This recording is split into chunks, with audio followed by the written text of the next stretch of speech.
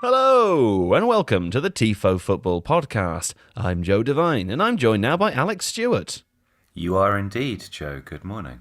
I am indeed. And Seb Stafford-Bloor, guten Tag, Herr Stafford-Bloor. Hello, Joe Devine. We're going to be talking today about all the Champions League football. That's right, the big European football, the one that everyone loves. We've got PSG, Bayern Munich, we've got Dortmund, Manchester City, we've got Chelsea, Porto, and lots of bats. And we've got Liverpool and Real Madrid, plus a super special section at the end where Seb spoke to author Michael Calvin, which was very exciting too. Well, that's all for our introduction, but of course you'll join Alex, myself and Seb on a journey through the continent. So we will leave you in the warm hands and the cool embrace of thousands and thousands of bats.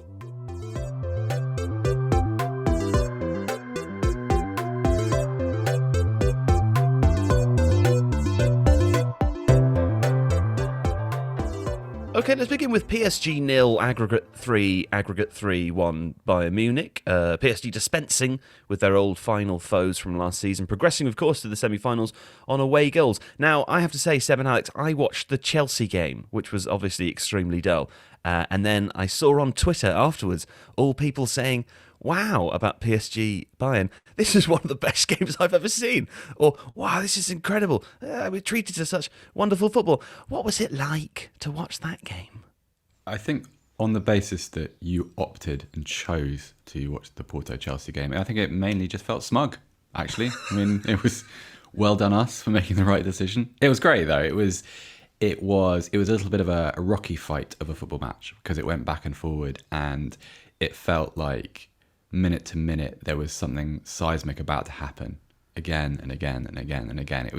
In fact, it was a little bit of a tease as a game because there are a lot of missed chances and botched opportunities. But goodness me, it was entertaining. Alex, you said the game was most interesting because it exposed the reliance of both teams on individuals, which I thought was interesting. Yeah, I mean, I think tactically speaking, it wasn't enormously complex. You could see what both teams were trying to do. PSG were looking to get Mbappe and Neymar isolated against Bayern's surprisingly high back line. Bayern were looking to use switch balls, which they generally did either slightly too early or slightly too late, but to release those quick wingers to cut inside and attack PSG's backline, which was without Marquinhos. It felt more like this was kind of a showcase for individual brilliance, and particularly in Neymar and Mbappe, who had fantastic games. But also, I suppose, if you look at, for example, PSG not having Marquinhos, they did look a little bit shaky. Danilo was kind of a very no-nonsense centre-back, pressed into service there and hacking things away and getting headers in, but it didn't allow PSG to control their build-up from the back quite so much. Obviously, Bayern were missing Lewandowski, they were missing Goretzka, Gnabry didn't play either. So it was one of those things where you felt like maybe whichever team had the most of their better players fit was going to be the one that won. Right. Although weirdly, in the first leg, Bayern created the better chances and lost. In the second leg, PSG created the better chances and lost. So it was just a weird set of games over two legs, but it was fun. Well, I was going to ask Seb, because Bayern were without Lewandowski, right, who's obviously the most important player in terms of finishing those goal creations. I wanted to get a view of where both of these teams are at in their sort of relative transitional stages at this point in the season. If they'd had Lewandowski, do you think this would have been an entirely different affair, or a PSG, showing up this year in a way that they couldn't last year against Bayern? A really interesting question, because Bayern having Lewandowski wouldn't necessarily have changed just how well PSG counterattacked in both games, particularly in the first, where they scored 3 of the best counterattacking goals I've seen in a really long time. Okay, the first one was a little bit of a Manuel Neuer botch, but what you'd be tempted to think is because of Bayern's territorial dominance in the first leg, they would have scored more than 2, and you'd have thought that somehow with him on the pitch in that second leg, they would have found the goal that they needed, because they came pretty close even without him. And I know that I know that the legacy of these two ties will be, oh well, Eric Choupo-Moting, he's no Robert Lewandowski, and yeah, that's true. But I thought he played pretty well. I mean, he did a lot of good things. His 2 headers for the 2 goals were, well taken. I don't necessarily think that was the problem. I just think it's a question of Lewandowski as a forward allows you a really big margin of error inside the penalty box. You don't have to be as precise as you might be with another sort of more, normal forward. But yeah, I mean, you can't take a player like that away and expect it not to be noticed. Okay, in which case, Pochettino's arrived at PSG, Alex. I think every time I watch them play, I try to see Pochettino in the team. I try to see what kind of improvement he's made to this team since it was playing for Thomas Tuchel. Is this a vindication of Poch? I would say not in this instance, because I think what he was able to do was look at the fact that Bayern were going to continue playing this high defensive line, but doing so with Jerome Boateng, who is not the athlete he once was, and Hernandez, who is he's sort of settling in Germany still. Sometimes he's a left back, sometimes he's a left-sided centre back. So there was defensive room to exploit, and I think Pochettino solved that particular problem in the most sensible and effective way possible. But the PSG midfield balance still isn't there. Verratti was on the bench; he's coming back from injury. I thought Draxler and Di Maria did well, but in central midfield there wasn't enough of the control and ball progression that Pochettino likes to have, transitioning from his defensive third towards the midfield third. So I think there's definitely still work to be done, but he's in the fortuitous position, obviously, that he's got arguably the world's best all-round footballer, and Neymar, who played as well as I've seen him play recently. I saw you tweeting about Bayern's extremely, or I think you called it dangerously high defensive line. If they've got Jerome Boateng in the team, are you playing into PSG's hands a bit there, or what am I misunderstanding? No, well, there's a conversation that came off that tweet, and people were quite right in saying that is what Bayern typically do. But I think my point was, but you don't typically come up against Kylian Mbappe every week in the Bundesliga. And so you've got Boateng, who, respectfully, whose best days are very much behind him and will leave Bayern in the summer for good reason. And you're just inviting this big sort of 30, 40 yard of space behind your defence, and you're allowing Mbappe and Neymar to run into it. I mean, they got away with it, but only just. If you remember the Mbappe goal that was ruled out for offside, I mean, he was offside by about, the width of a fingernail, possibly. Yeah, I think Neuer had a surprisingly good game as well. Neuer played as well as I've completely seen him agree play for a while. And you can get away with the high line with someone like Neuer, because it's not just a question of his ability to play outside of his box or to sweep up behind his defence. He is unusually brave in those situations. He's so established that he doesn't mind taking those risks, and he isn't as concerned as others would be about making mistakes. But even so, I think, you could say that it works, because I thought Bayern were the better team. I thought on another night they find that goal, they came very, very close anyway. And so squeezing the area of the pitch in which PSG could play was effective. It was particularly effective without someone like, I don't know, if you put Marco Verratti in that PSG midfield, I think you have a little bit more control. Probably have an extra yellow card at some point. But good enough footballer to take the sting out of games, or at least out of the rhythm of the game, not necessarily the intensity. But it was, I guess, in that situation, you've conceded 3 goals, 3 away goals, you have to take that risk.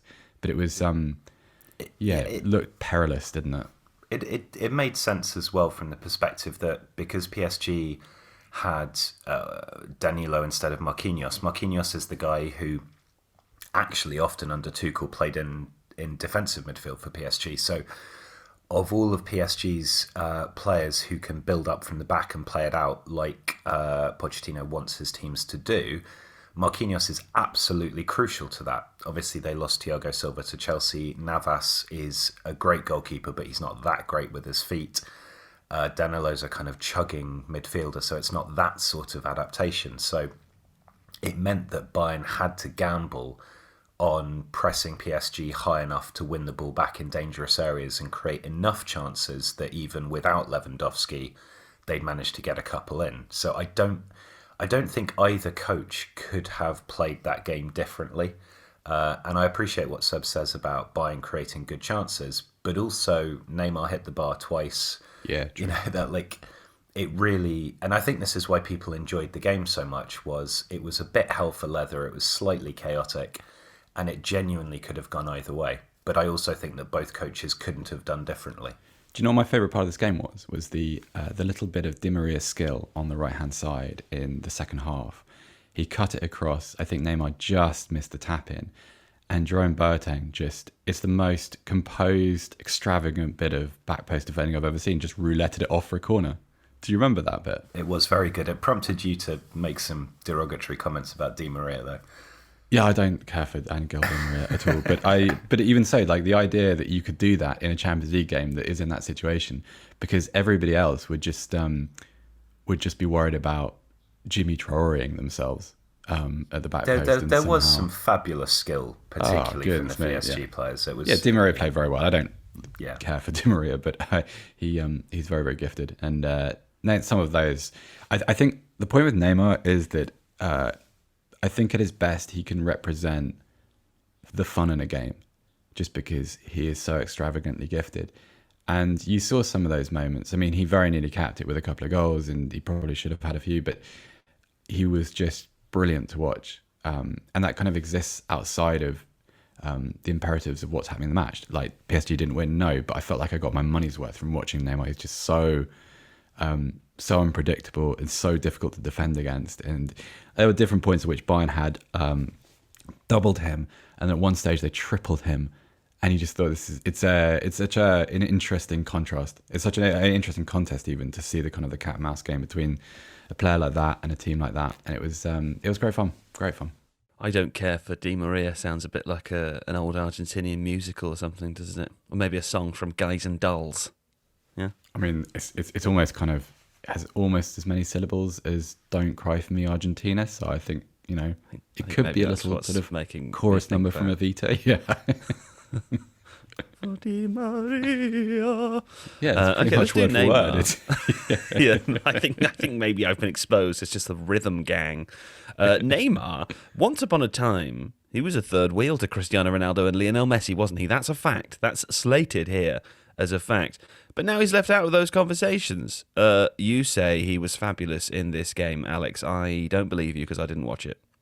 Not that I don't believe that he would be good. I just don't believe anything you're saying because I'm upset and salty that I watched the other game. Yeah, no, that's reasonable. Although this has happened to me in previous Champions League weeks where I've had the shit one.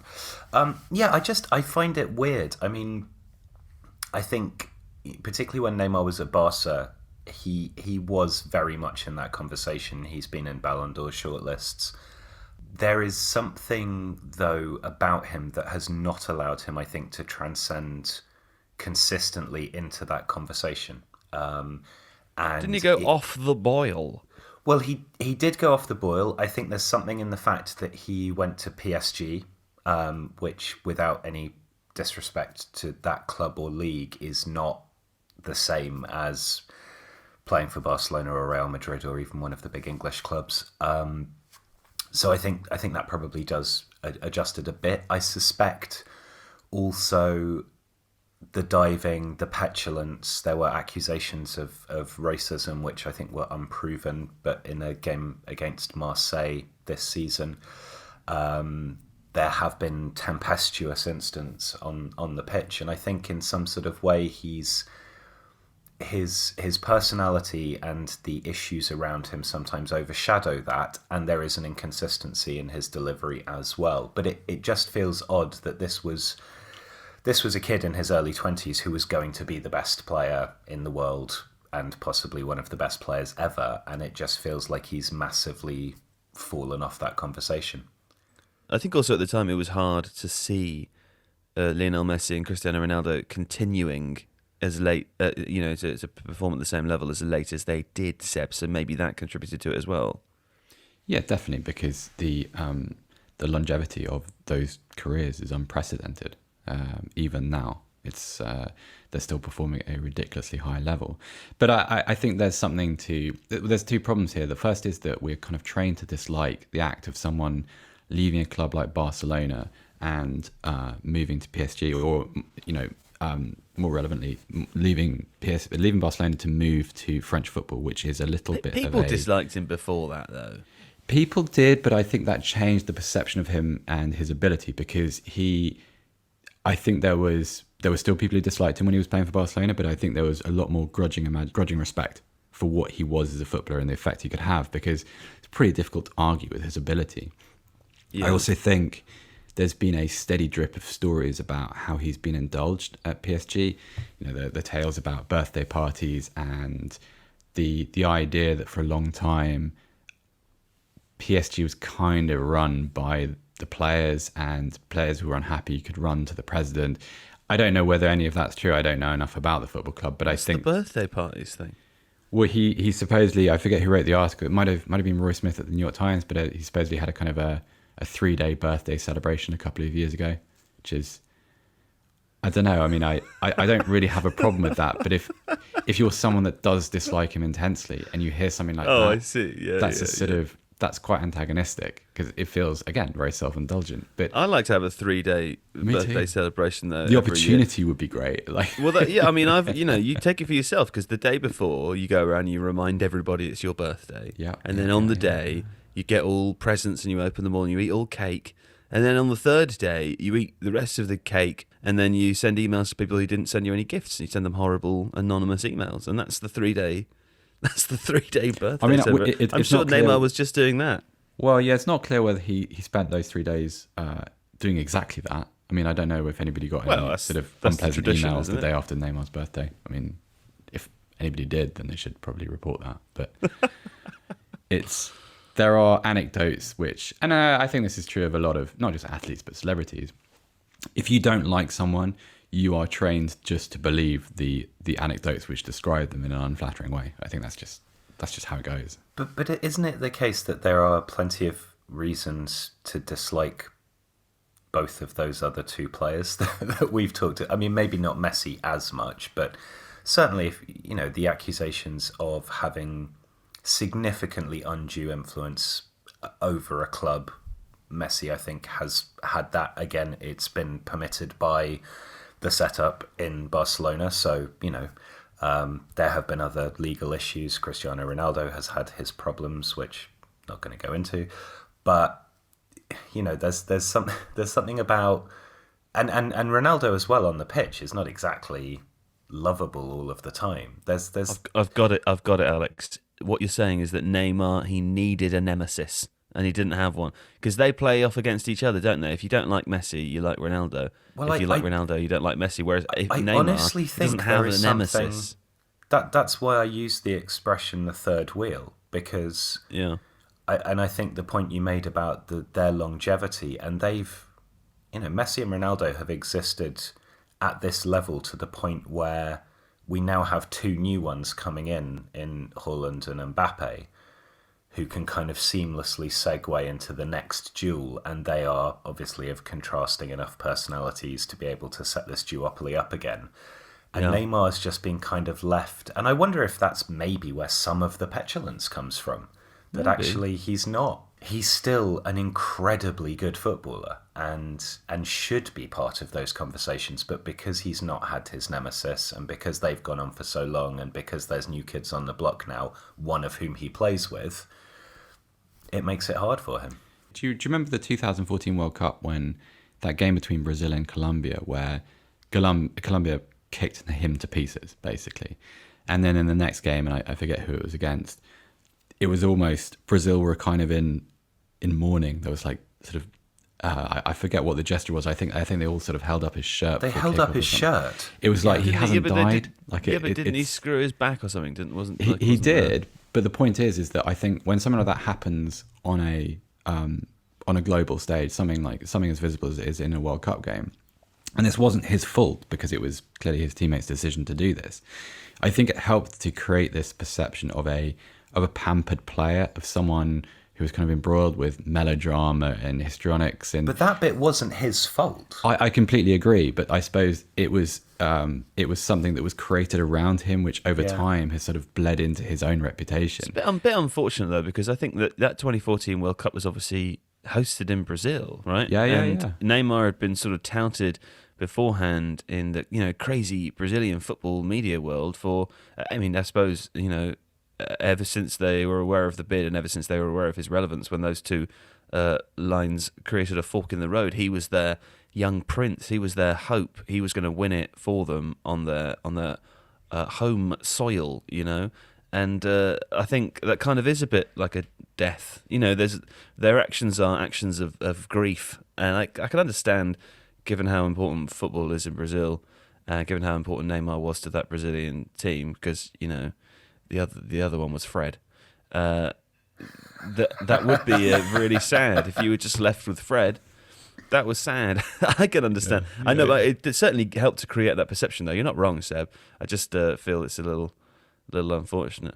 But thinking about the sort of maybe the need for a duopoly thing, he should have had Harry Kane as a nemesis, because Kane sort of has all the other things, doesn't he? He's got all the apparent, or at least the perception and the apparentness of all honour, and he's all for the team, and but actually I find it extremely boring. If he was up against Harry Kane, and it was a sort of you choose one of them, I'd go with Neymar. I think maybe that's what he needed, a bit of sugar to rub off. That sounds so strange.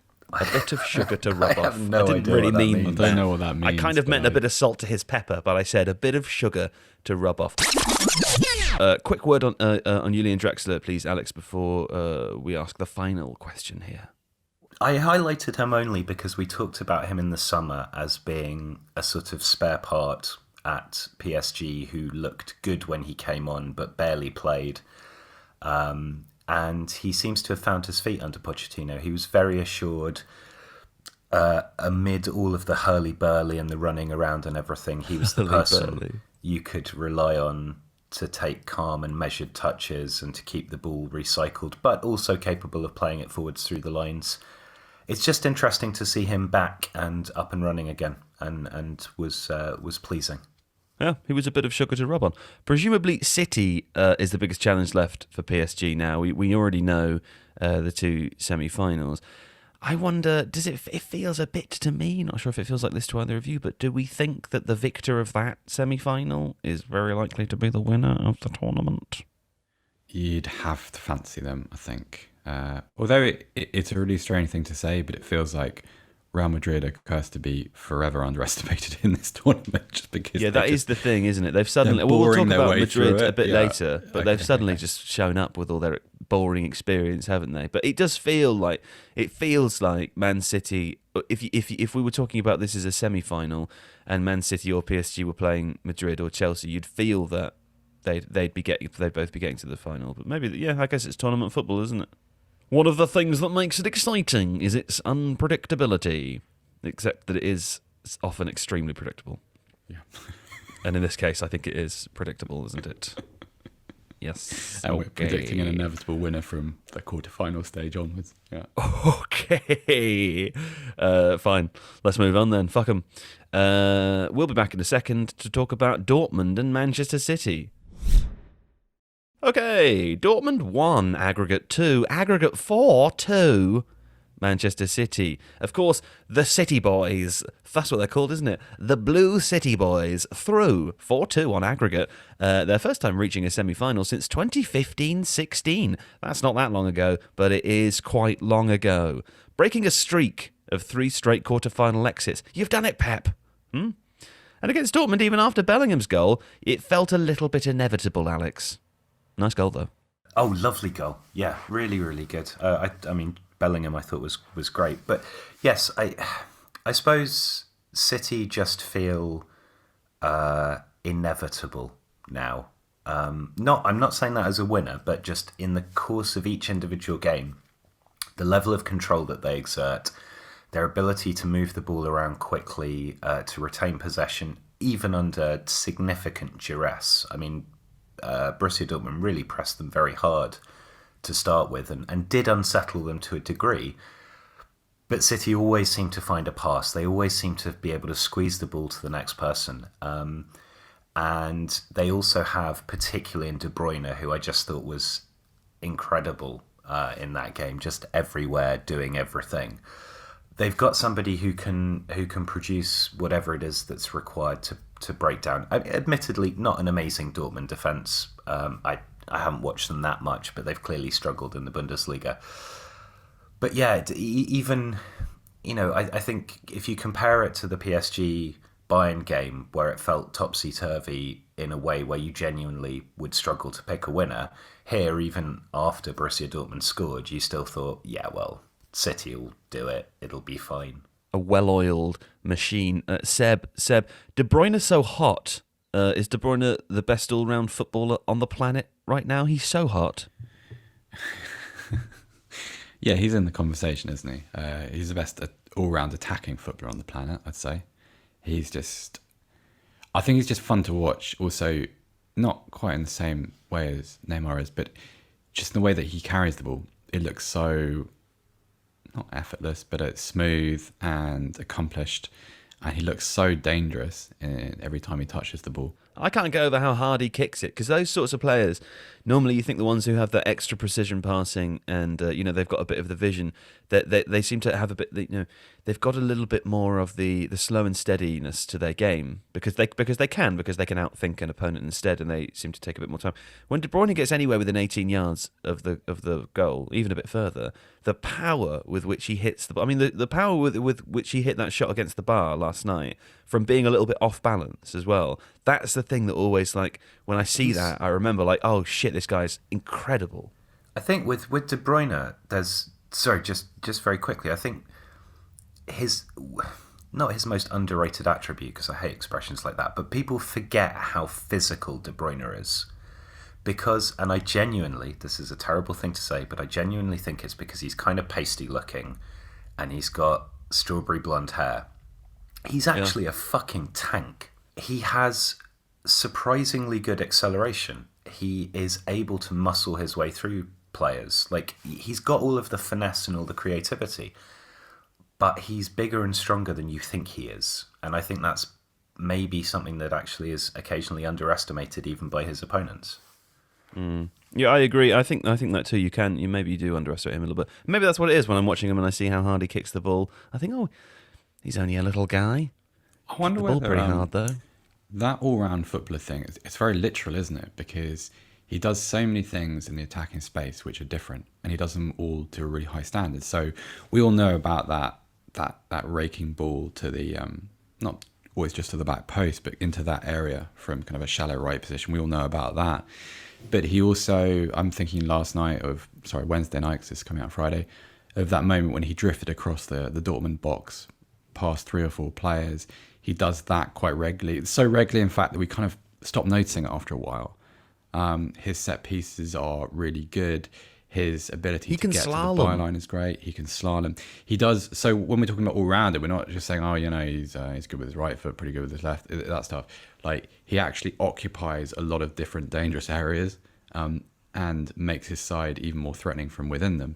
And that's kind of, I think that's the closer in that argument. And that's probably what puts him at the top of that list. There's also that video that we did where we had the opportunity to use some voiceover from him, and he talks there about trying to be a genuine box-to-box midfielder. And I do think, again, his defensive contribution, his ability to pick the ball up from deep, I mean, like you say, we associate him with certain things, certain types of passes and crosses, but actually, if you were to focus on him for an entire game, I think you'd be surprised by how much of a shift he puts in other bits of the pitch and how much ground he covers. And he'll go from marking the opposition 10 to being in the false 9 position, creating a pressing trigger really quite quickly. Like, and that's as an all-round footballer, that's the kind of contribution that you look at and you just kind of marvel at his ability to do all of those things.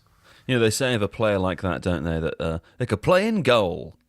And I don't know if that's true in literal sense, but I would say of De Bruyne, he could play in goal. His distribution would be good from that position. We know. Yes, his distribution would be good from playing in goal. Alex, whether warranted or not, right, there's a bit of an expectation for Pep in these important games to suddenly tweak something, tactically speaking, or as the cliche goes, overthink it. But we didn't see that here in the quarterfinal of the Champions League, did we?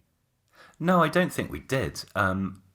Possibly partly because he's had to play without a recognised striker for a significant part of the season. Yeah. And so any of those little overthinky tweaks that he does genuinely like to do, he's been forced into them as a consistent tactical selection for the best part of the season. I think the other thing with City now is, he's made the adjustments to the defence. There's a greater degree of cover. The centre-backs aren't quite so exposed as they were last season. And he has this rotating cast of players. For example, like João Cancelo, who was so good in the first half of the season, largely not being used now with Kyle Walker coming in at right back. Laporte isn't being used because Diaz has played so well. Fernandinho wasn't needed in this game because Rodri could supply the control. And, it's just, he can swap these bits in and out. The only bit that he's really been missing is a centre forward. But he solved that such a long time ago in the course of this season that he didn't need to tweak anything. Well, in which case, let's talk about Jude Bellingham. When we've done City, we feel like they're, we're describing them as inevitable. I wonder if that lasts all the way to the end of May. But Jude Bellingham for now, probably Dortmund's best player on the night. Talk to me about him, Seb. So, first point of order, I didn't feel as if Wednesday night was typical of his season so far, because he's had a lot of good moments, but he's had some quieter games and he's made some mistakes. But I think it was the sort of the high point of the year. And the thing with Bellingham is, I don't pretend to watch Dortmund every week, but I watch him semi-regularly. And what strikes me about him is that, although this is kind of true of most young players, he doesn't have a definitive position. And that's a strength. Like, there's no area of the midfield where you think, yeah, that doesn't really work, or that's a misuse of his abilities. Because he's a very rounded footballer. There's still some naivety in his game, and he will make bad decisions, but that's okay because he's young and he's still learning, and he's played very little football at this level still. But all across his game, there are strengths. So, we've obviously seen what his medium range finishing is like. His attacking creativity is much better than people really realise at the moment. I think that's partly because of Dortmund's dysfunction. They play in little pulses where they knit good moves together and then they collapse, or that something stupid happens and they suffer a loss of momentum. But I think Bellingham, within that, his ball progression is very, very good.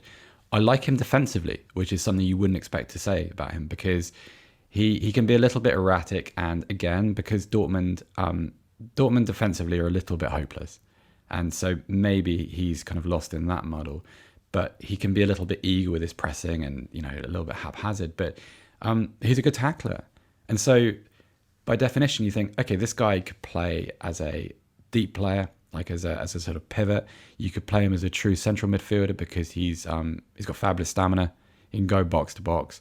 Or theoretically, you could even play him as a 10 because all of those creative attributes, you'd think, right, well, I'd want to isolate those at the top of the pitch and surrounded by players who would accentuate that. It's just great fun to watch a player like that mature and kind of acquire a little bit of definition over time. But he's super player. Well, look, there's one question here, Seb. One question, yeah?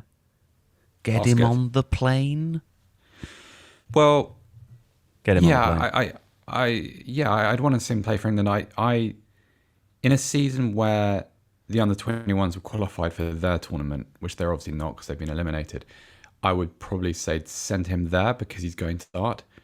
I don't think it's in Gareth Southgate's nature to just throw him into a European Championship starting lineup. And so I think, okay, well, are you going to actually give him a chance, or are you just going to give him 10 minutes, 20 minutes here, and are you going to Grealish him basically? Yeah. And also, like, I think Bellingham's future is as a foundation block in the midfield. Like, you build other bits around him, and probably a little bit. Well, it's not probably. It's definitely a little bit earlier in his career to be doing that at international level. So he should go because on merit he deserves to. Like, he's certainly amongst the best midfielders in that group. Yes, whether it's kind of practically the right decision, I don't know. Well, I think we can all see why Birmingham retired the shirt number now, can't we? Yeah, no one's laughing about that anymore. No one's laughing about that anymore. I mean, it was funny. Okay, final point on this game is about Haaland, because I can't not ask about Haaland. He's very exciting, isn't he? He was kept quiet, fairly quiet, both, of these games. But he is on a little bit of a dry run at the moment. Does this give us anything for how, all I want to know is how would he fit? What would it be like in the Premier League? Does this 2 appearances against City now tell us anything about what he might be like in the league? No, not especially.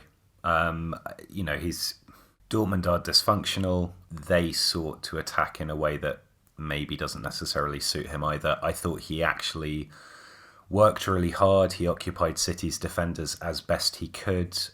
He did have a part in the goal. But I also think that the season for him is in that weird slide. There's so much conversation around where he's going to go. Dortmund aren't going to qualify for the Champions League. Yes, he is on a dry spell. They happen to the best players anyway. So I wouldn't read a huge amount into it, no. No, fair enough. Sorry. Okay. I know you like some sort of definitive answer, but there often just isn't one. I just get excited about stuff. Okay, well, we'll be back in a second to talk about Chelsea and Porto.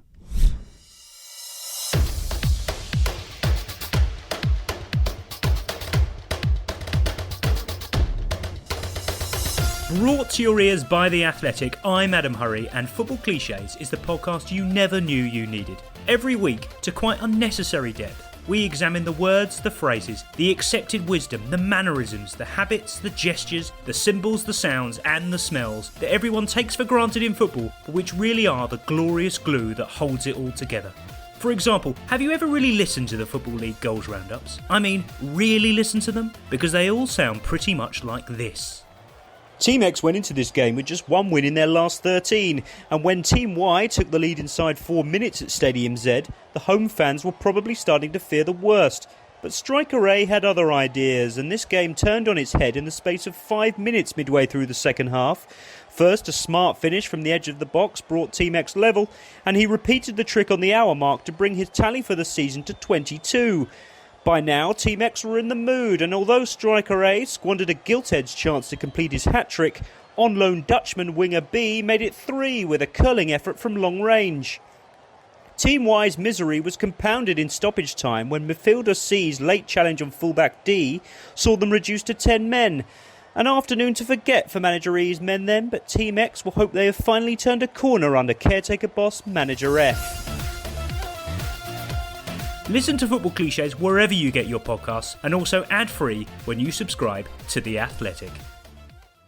Okay, Chelsea 0 aggregate 2, 1 aggregate 1 Porto. This was a boring game. No goals on the night for Chelsea, but major dice, of course. They're through to the semi-finals, major dice. And amazingly, they face Real Madrid for the first time ever in the Champions League, which I'm sure is something you will have seen repeated on social media 100 times before you listen to this podcast. But it is pretty exciting. Porto scored a very late goal for a mild 30-second rally at the end of the game, but basically nothing happened. Chelsea managed it quite well, which I guess we could discuss a little bit if we wanted to. Quite a mature performance in that regard. But I have no notes because there was nothing to note. However, there was one interesting thing about this game, and that was that the stadium they played in was full of bats. This was so weird because we didn't see this. We just had your WhatsApp commentary on it. Well, nobody told me for the first leg. I didn't watch the first leg. Nobody said anything about the bats. And then we had an editorial meeting the next morning, and some of the editors at The Athletic were saying, "Oh, I forgot about the bloody bats." The noise. I was like, "Yeah, why has no one said anything about the bats?" It's like the Peep Show episode where Jez moves in with super hands. Oh yeah, there's snakes. So, there are snakes. Yeah. Oh yeah. I'm fascinated by the bats. There's a Venezuelan businessman whose son also is involved in football in Venezuela, and he has nicknamed himself the Bat and built this kind of cult of personality around himself. And all the teams that he has involvements with have bats painted into their stadium and have bats on their shirts and stuff. It's giving yourself a nickname is such a red flag around your personality. It's quite weird. Yes, that's why they call me Big J. Anyway, sorry, what? What I was going to say is that I thought J. that Porto... He tried Jay Dizzle for a while. Hey, Dizzle. I'm working here. Porto could have used some of that echolocation am I right? To locate the friggin' goal. Yeah? No, you didn't like that one? Okay, here's another one. Here's one other one. The groundsman called I've got a page and a half of bat jokes. This is going to take a while. The groundsman called pest control, and when they arrived, they took away from 10 years in the past. I don't know if we can use that one. You were Honestly, warned. You've got to decide You were what to told cut that this and wouldn't what go not well to. if you did this. So How about this one? It's a shame doesn't still play for Chelsea. He'd have fit right in because he also sleeps hanging upside down. That's good. Here's another one. This is a good one. At one point, couldn't be Batman because he's already a character in the series. That's right. He's a villain called and he's famous for... Maybe cut that one out, Adonis. What about this one? At one point, I thought one of the bats was a dragon, and then I realised it was just dragging his nuts all over the place. cut that one out too. Cut that one out too. Okay, did you know? Did you know most bats are fruit bats and don't eat flesh? Do you know who does eat flesh? Wait. This is a good one. This is actually a good one. This is a good one. Okay, some listeners, you probably haven't heard many because I think most of them have been cut out. This is my Norm Macdonald impression for any Norm Macdonald fans here. The most famous villain from the Batman series is the Joker. He's a watchable, seditious character, famous for committing murders and doing fun things. Apparently, the Joker in the Chelsea dressing room is Mason Mount, who's always entertaining the other players with his humorous quips and pranks. I hope he doesn't brutally murder someone.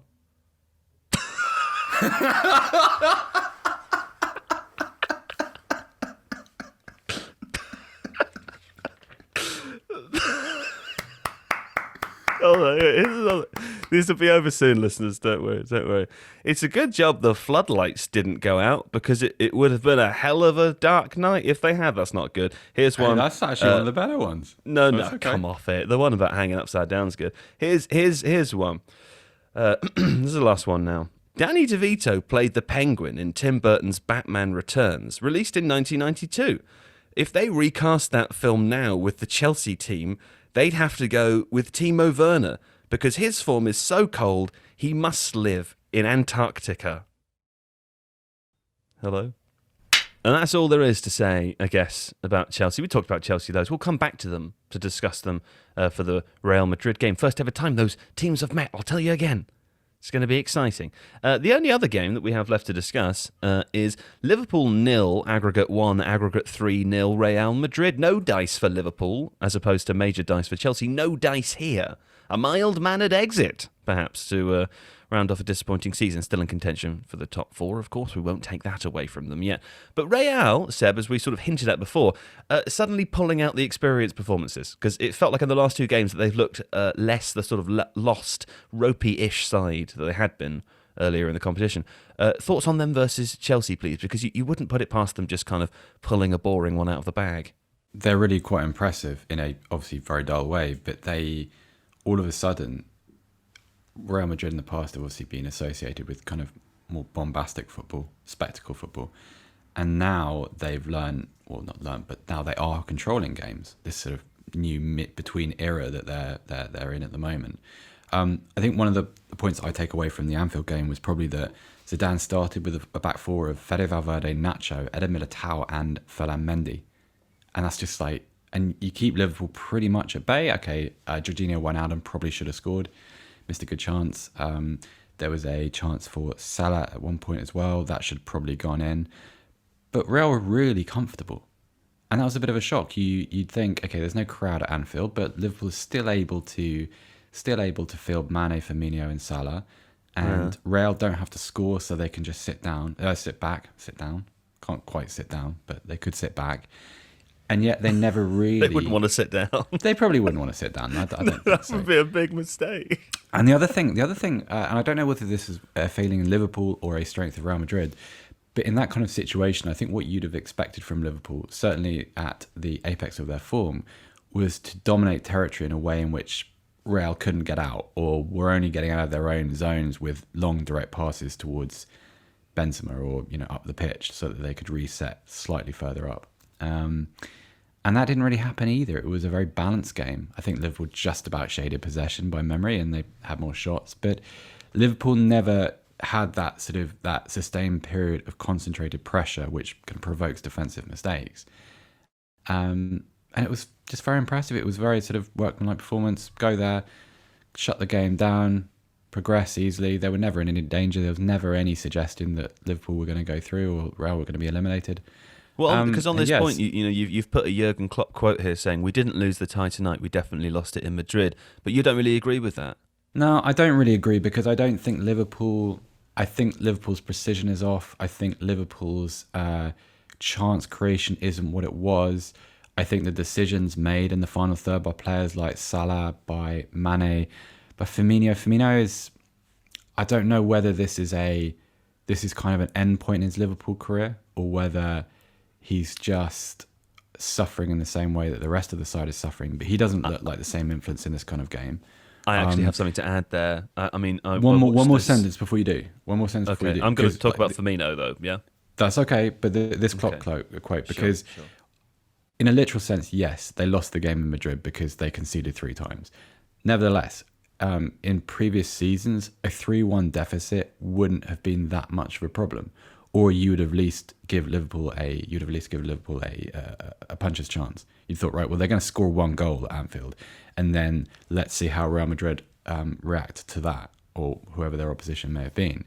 And that never happened. So, I don't know, it just felt like a very underwhelming attempt at a comeback. My point to add is that I was on the roof of a pub last night with the football on. I was chatting to friends, not really paying attention to it, but there were 2 other tables of chaps who were watching the game and were clearly all Liverpool fans. And the biggest groan of the night came before the end of the first half when Firmino, I looked as I heard the groan, but I saw the sort of replay of it. Firmino picked up the ball in a fair amount of space in front of the defensive line. Was about centre on, maybe 20 yards from goal. There were a couple of passes on, and he massively mishit his pass, and it went straight to a Madrid defender, and all the pressure was gone. And maybe that's just reflective of the fact that was a big chance, and it was early on in the game, and perhaps there was still some hope that if there was a goal at that point, that the tie could be turned around. But there were other groans related to other players all the way to the end, and there was obviously a groan at the end when a groan of recognition of what had happened and acceptance. But the Firmino groan, just in terms of those 7 or 8 fans, was definitely the biggest groan. I don't know if that means anything. I don't know if you guys agree, but it feels as if the on-pitch relationship between him, Mane, and Salah has changed a little bit. That dynamic, I'm not sure how or why, but it just feels different. Feels less potent. Feels like the understanding isn't quite what it was. I don't know. I've read stories about sort of tensions between Mane and Salah. I don't know if those are true or not, but it just doesn't. It's just not quite the same. And also, he doesn't have the same kind of Firmino. That is, doesn't quite have the same dragging effect on defenders or deep midfielders that he used to. I don't know. I mean, it's really interesting to watch. Okay, well, we will continue to watch Liverpool in the Premier League, of course. But for Europe, they are dusted. Right. That's all for the Champions League discussion today. But Seb, we're about to leave listeners with another very interesting segment to today's podcast, aren't we? Yeah, we've got Mike Calvin on. Mike is releasing a new book. The Calvinator. Mike's books in the past have been sort of deep studies of the game, and they've been fabulous. If anyone hasn't read them, then sort that out. This is very different. This is very personal. This is more autobiographical, but it's absolutely wonderful. And he very kindly came on to talk to us about it, and also to discuss why he wrote this now. And it's great to have him on. Is it fair to say that you're a bit obsessed with Mike Calvin, or at least that you're a real fanboy? Yeah, he's a good friend, Mike. He's a nice guy. He's been very, very kind to me. But first and foremost, is he a friend, or are you a fan of his? Oh, I don't know. It's probably a bit of both. I'm certainly a fan, but how do you feel about him? Because you always get excited about Mike Calvin. I mean, no reason to say you shouldn't. I'm just saying you get. I've never seen you get more excited about anybody more than Calvinator. I think it's more that I admire the work that he's done in the past. So my favourite book of his is actually called The Nowhere Men, You're And it's one of becoming those things- impossible to make fun of. Like I know. you just I've bounce developed a off resistance. perfectly. I It's just clever. sidestep you. You take it and seriously, and then you I know. respond normally, and there's nothing I can do. It's like someone has given me Joe Divine cheat codes, and you just think, oh yeah, he's done that. His little repertoire. He's done that little part of his routine. Oh, well, this is how you respond to it. It's like a cold caller. I've just got my lines in front of me, and I know how to evade you. You've adapted. It's- Human beings so it's good quite at funny. adapting. Yeah. Yeah. I'm It's enjoying it. frustrating. I'm looking for a payoff, but it's frustrating. Anyway, fine. Mike Calvin, of course. Here we go with Mike Calvin. This is the story of a boy with a ball and a game that brings out the child in us all. Football is about hope and heroes who entrance and enthrall. They've allowed me to share an impossible dream, turn fantasy into reality. Sport is shaped by tragedy and the preconceptions of politicians. But in this pandemic, we also give thanks to crusading footballers. This is a tale of adventure on the high seas and in the mountains. It's about being swept away by emotion and the family ties which stretch back generations. Whose game is it? Look at their faces. Just look at their faces. Okay, the book is Whose Game Is It Anyway? And it's coming out this Monday. Mike, I think the first question is, it's such a departure from your usual work. Why this book and why now? I suppose it's a reflection of the times in which we're living or enduring, and the way the game is changing. Well, probably not for the better. I suppose in the pandemic it's been a real time of self-reflection, hasn't it? And it was the death of my father-in-law, and the subsequent discovery of almost a family artifact, which almost highlighted the link between football, my father-in-law, and his father. And it sort of struck on themes of identity and what the game meant at the micro level, the family level, and that intimacy that the game can have in a family context. You know, it was a traditional story of a boy in 1932 being walked to his first club, having a Saturday treat of sweets, watching the game, that sense of anticipation, excitement, and it was created by what was a pretty mundane third division South club as it was at the time, Watford. That was at a time, his death came at a time, he contracted COVID in his care home in Devon and passed away. And that came at a time where I think, like perhaps many others, I'd grown tired of football's elitism and the hyper cynicism of it all, and the high priests of social media that I talk about in the book. It just wore me down with its superficiality, and it was just grating. And I felt at that moment that almost a reconnection with what the game should be, which is about innocence and intimacy. And I suppose that then set me off on the journey of, well, let's have a look through my life, both in sport and externally, because I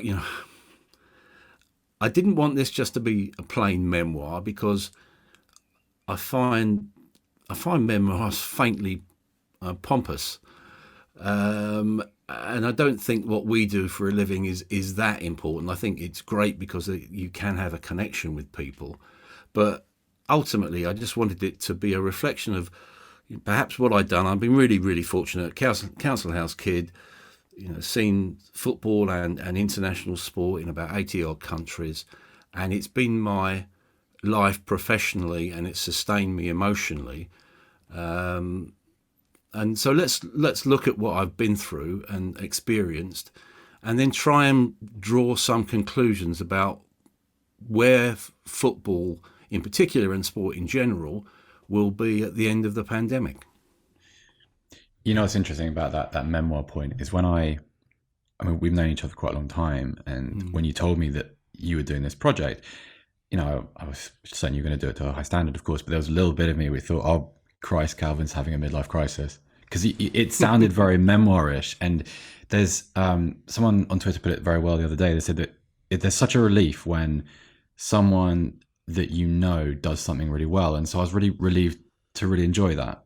And to like the book. And the memoir thing is juggled really well, because I think it is about you. You're the principal character, sure, but there's an awful lot of commentary on the changing world around you as you go through first your childhood, but then your career. And I had two reactions to it. I think the first was maybe three, because in parts it's very funny, but I was also envious because I think some of the things that you describe don't exist anymore.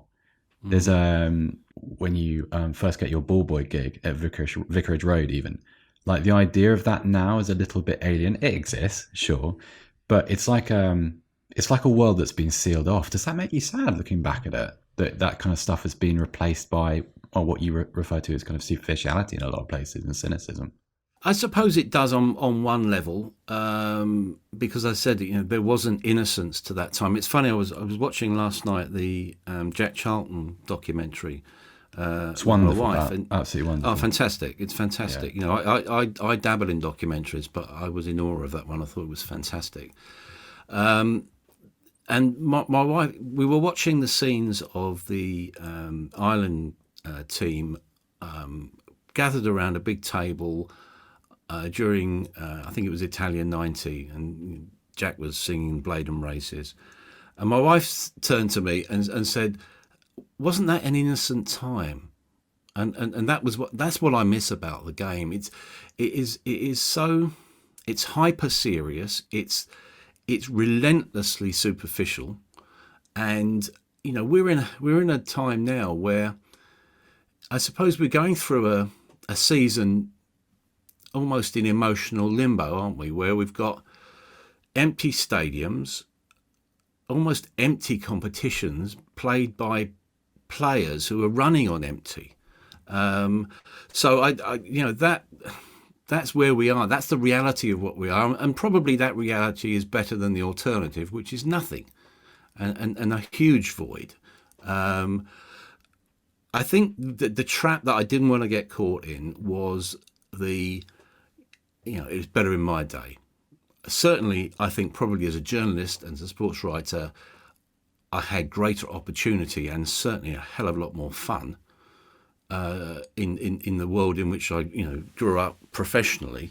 It would be unheard of today. For instance, I was chief sports writer in the Telegraph quite early on in my career, and I approached David Welsh, who was a really innovative sports editor, with the idea of sailing around the world in a round the world yacht race. Now, can you imagine now? They probably drug test you. They're just thinking, well, why? It's just a nonsense. You can't do that. I essentially missed the first Premier League season because of that. Doing that project. Yet I come back, and this is a sort of pre-internet, pre-Google age where they actually had a room at the Telegraph. There were 25,000 letters waiting for me because people were engaged by my own experience, sort of almost like reflected experience for readers. Now, I learned a lot from that. One is the basic human contact.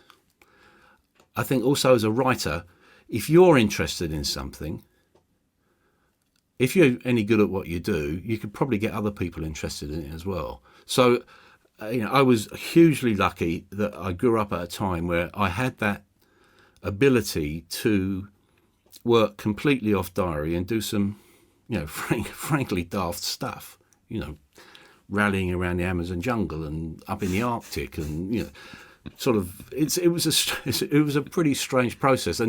But at the time,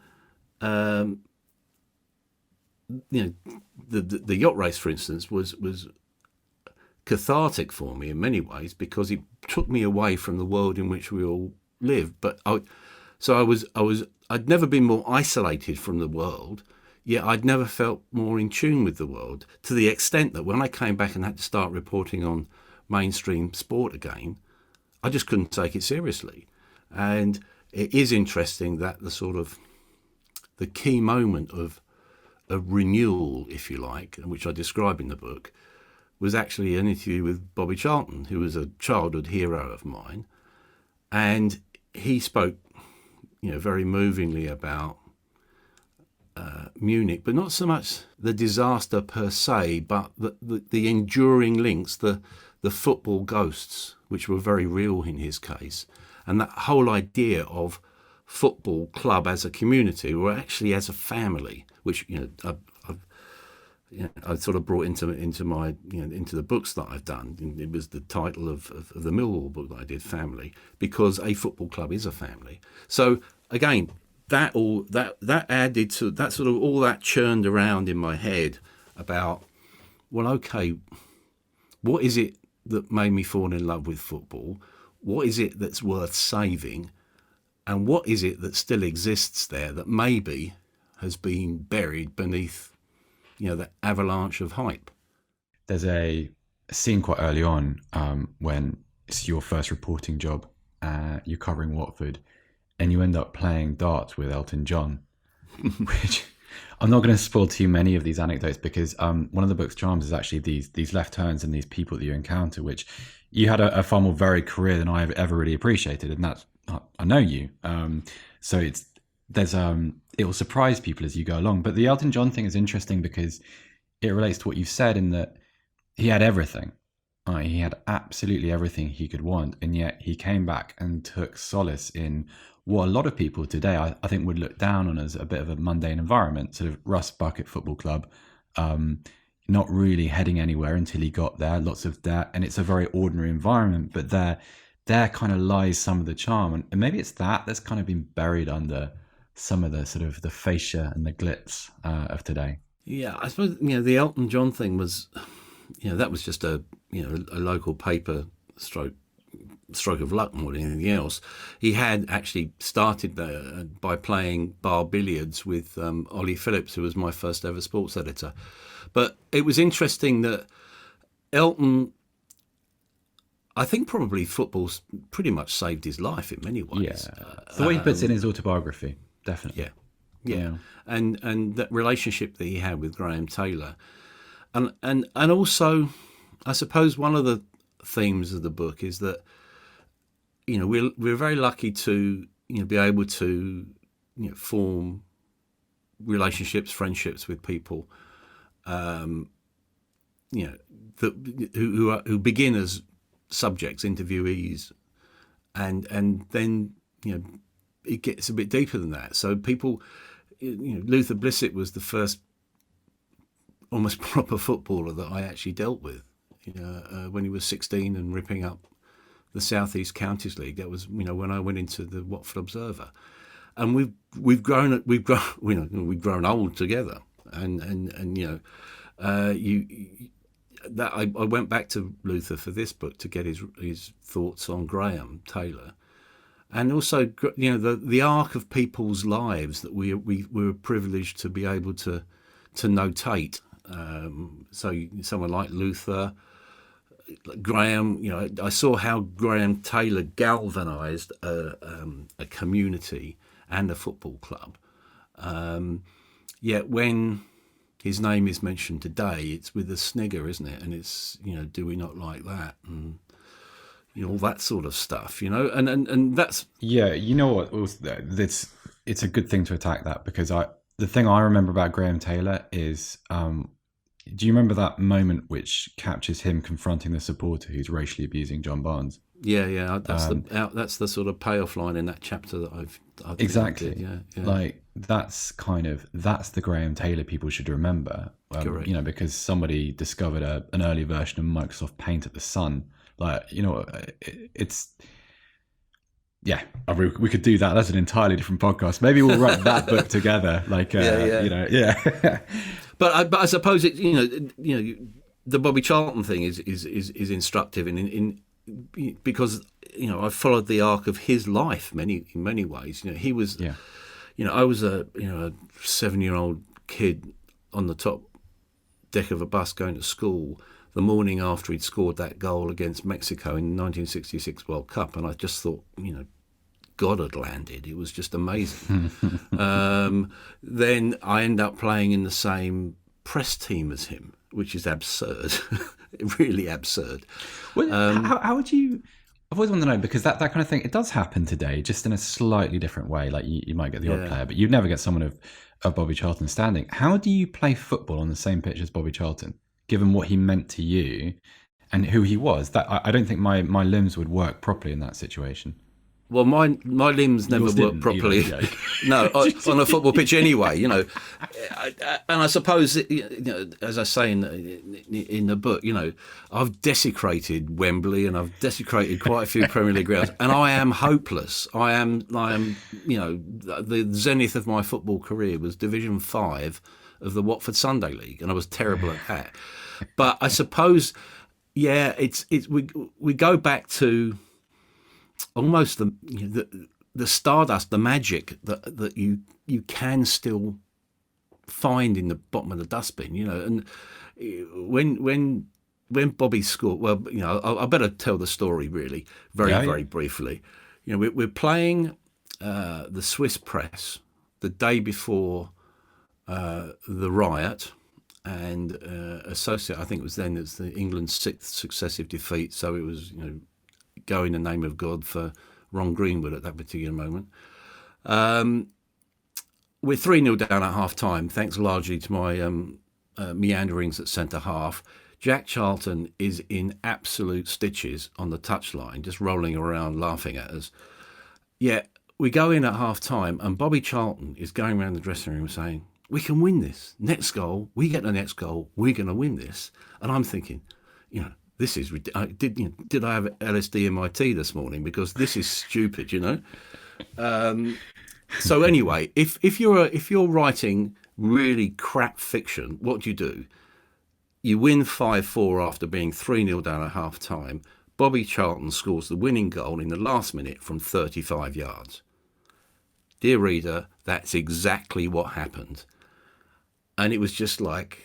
It was weird. It was really weird, actually. When I was actually writing it, I just thought, no one's going to believe this bit, and so I actually, and not even my family. I hadn't told my kids about it, and so I put. We had a team photograph which I found, and that team included 2 future England managers, Terry Venables and Howard Wilkinson, and Brian Glanville at fullback.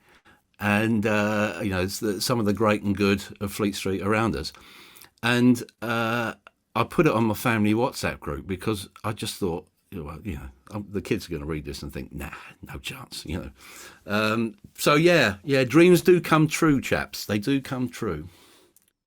I suppose a good question to end is, because of the many people you brush up against in the book, and it's one of the features of it, is how you get over that celebrity athlete fear, the kind of the hero worship aspect. Because I think for a lot of people that are reading this, younger people who perhaps have aspirations to go into journalism, it'll harden that desire, because it shows the world that's pretty exciting and pretty broad.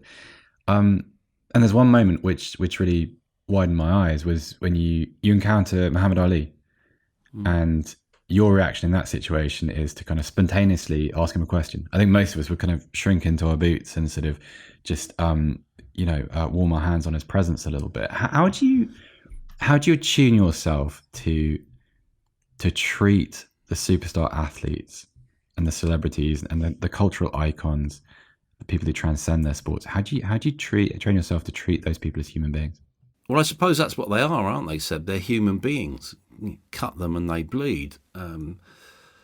With Muhammad Ali, I suppose you get, I certainly got swept along by the moment of that. You have an inbuilt instinct to want to ask anyone that you admire or respect almost what makes them tick. I think you have to have a relentless curiosity as a writer. With Ali, he'd been at the Hilton in London. He was agitating to be allowed back into professional boxing, and he was a force of nature. There are very few people who have that aura around them. People like, I was fortunate enough to meet Nelson Mandela as well. That type of magnetism, and Ali simply walked out into the traffic. He stopped the traffic on Park Lane, 4 lanes of traffic, and he held court. Quick tip for a young journo: make sure you've got sharp elbows. There was an almighty scrum around him, and I sort of used those elbows to get right in front of him and started asking him questions. And, there's a photograph of the moment in the book. And, I'm this Herbert with a terrible mullet and an awful sort of tie with a Windsor knot, the size of a grapefruit. Yeah, absolutely. Yeah, I was about 12 at the time. I think I was 18, something like that. And it was just, fine. But it was interesting. In my sort of youthful naivety, I believed in almost immortality at that moment. And I suppose if I'd have looked closer, at that time he was beginning to suffer the first indications of Parkinson's, the slight tremors. But at that moment, because he was the hero, not a hero, the hero, I didn't see any of that. I didn't notice any of that. And neither did the world. 20 years later, I found myself in Auburn Hills in Michigan. And I was covering the Mike Tyson fight against Andrew Golota, a Polish heavyweight, essentially surrendered. He gave up after 2 rounds. Second round, wasn't that one? Yeah, that's it. Yeah. It was a complete circus. I think also from memory, Tyson was in. I think Tyson was done for drugs after that as well. But anyway, the fight leading the undercard involved Layla Ali, Mohammed's daughter, and he was there. He came in just before her fight, and there was the normal human earthquake that happens when he turned up anywhere. And this was 4 years after the Atlanta Olympics, where the world had seen him diminished physically. And he was on the opposite side of the ring to the press seats. And I just locked onto him, basically, and watched him. I think it was a 6-round fight from memory. And he sat down, and once all the chaos around him had subsided, the first bell rang, and he just slowly put his hands across his eyes so that he couldn't see, and he kept his hands across his face until the bell sounded for the end of the first round. Whipped out he had a white handkerchief which he was basically mopping his brow. The bell rang for the second round. Hands back over. He could not bear to watch his daughter fight, and that was, sustained throughout the fight. And that, to me, I was going to say reduced the hero to a human being. It didn't. It actually elevated him to a human being, if you like. Yeah. And he was, at that moment, every dad. Would you want to see your daughter get punched in the face on a regular basis? I'm damn sure I wouldn't. And it was his reaction to that which told me and reinforced, what instinctively I knew 20 years previously, that, he's one of the greatest celebrities of our era, yet he's still a dad who worries about his daughter. That, to me, says everything, Yeah, the book is full of these little tonal changes, which I think anyone who reads it will find very, very affecting. It's Mike, I hope you don't mind me saying it's a wonderful piece of work. Thank you. It's out on Monday, all across the usual places. If you've read Mike's work before, you'll know you'll be in good hands. But Mike, thank you so much for coming to talk to us about it. It's a pleasure, my pleasure. All right, that was Mike Calvin. Great guy, great book, great interview, Seb. Thanks, Joe. We'll be back next week with whatever happens after the weekend. Can't remember. We'll be talking about that. Other things too. And it's going to be a hell of a lot of fun. So, looking forward to that. But for now, thanks to those of you for downloading. And we'll be back next week with something else. Just talking in circles now. Tifos, au revoir.